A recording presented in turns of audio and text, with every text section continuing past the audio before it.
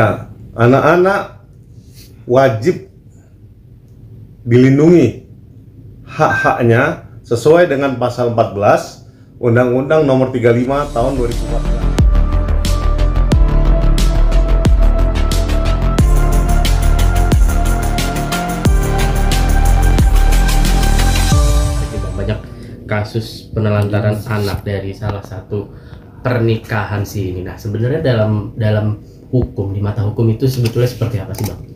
Ya, sebetulnya kita ya harus memaknai bahwa namanya anak itu wajib dilindungi. Makanya ada Undang-Undang Perlindungan Anak. Kemudian Mahkamah Konstitusi pun sudah memutuskan bahwa pasal 43 ayat 1 Undang-Undang Nomor 1 tahun 1974 tentang perkawinan yang merevisi atau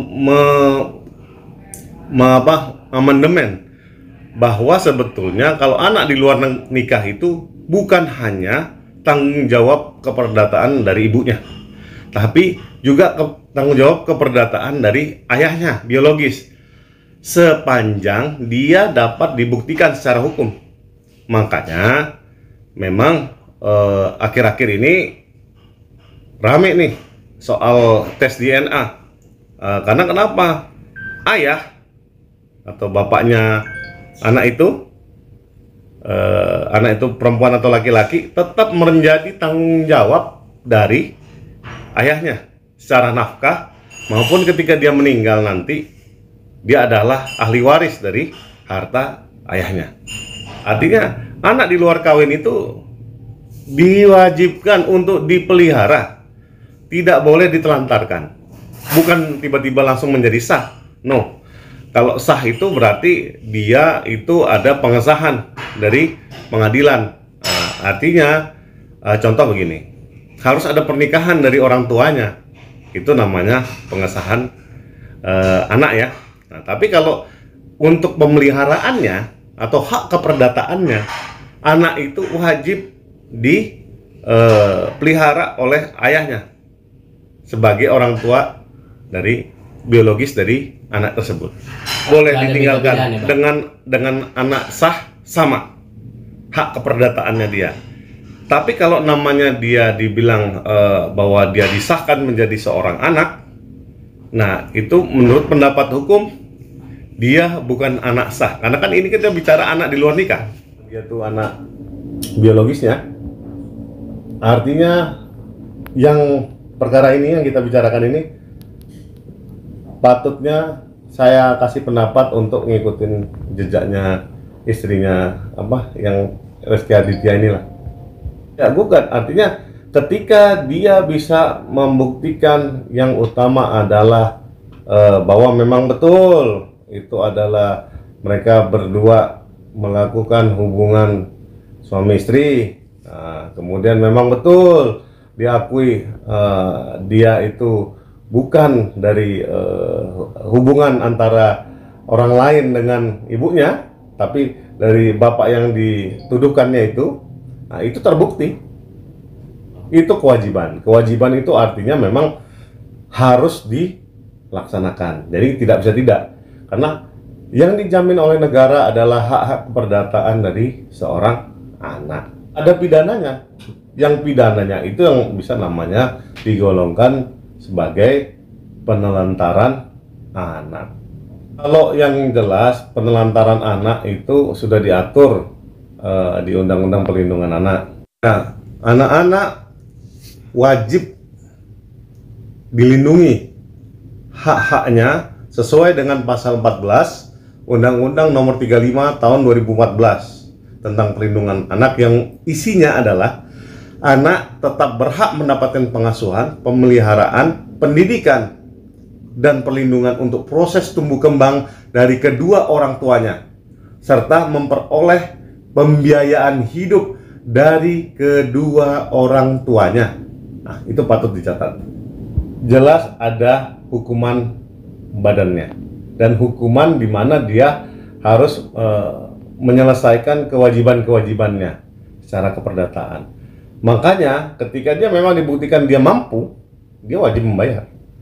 Tapi contoh, dia menuntut sama ayahnya yang tidak mampu, mau dikorek aja itu keluar darahnya aja, nggak ada keluar uangnya, ya nggak bisa. Secara kepatutan, dia harus bisa menjadi orang yang bertanggung jawab alias dewasa. Jadi makan minumnya, tumbuh kembangnya, pendidikannya hingga dewasa. Itu kepatutannya. Dan nilainya berapa? Mungkin itu bisa tergantung majelis yang bisa mempertimbangkan. Karena kalau hidup di sebuah daerah dengan hidup di perkotaan bisa beda. Dia kuliah di mana dengan ininya di mana. Nah, tergantung hakim bisa memutus bahwa itu pantas atau enggak diganjar angka tersebut. KPAI sebagai perwakilan negara harus hadir di dalam seluruh permasalahan di sendi-sendi masyarakat. Permasalahan penelantaran anak ini menjadi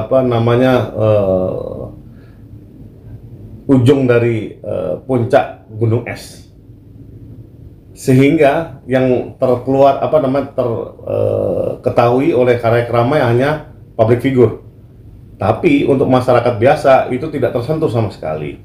Makanya saya berharap KPAI dengan bijaksana, dengan melihat keputusan-keputusan hukum yang ada, dan lebih untuk mengeksekusi dari undang-undang yang sudah berlaku. Nah, contoh, ketika KPAI sudah menentukan bahwa ini ada yang melanggar, ada yang enggak, dia harus berkoordinasi dengan pihak-pihak terkait. Harapan saya, dia bisa memberikan haknya kepada yang berhak.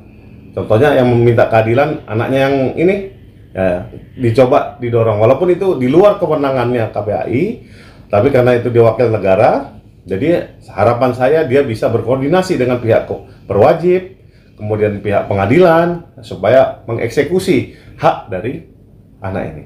Utamanya adalah pendidikan dini, karena yang terus berlarut-larut adalah sikap pembiaran dan sikap masa bodoh dari kalangan masyarakat muda Indonesia, dan pendidikan seksual yang kurang, sehingga dia tidak bertanggung jawab terhadap anak-anak yang ada di Indonesia. Kalau di luar negeri, ketika dia muncul lahir seorang anak, dia akan ditanggung oleh negara. Nah, di Indonesia sudah mulai, alhamdulillah. Cuman memang untuk mengejar ketertinggalan, saya berharap KPAI sebagai alat negara ya mencoba untuk berlari untuk menyelesaikan PR ini.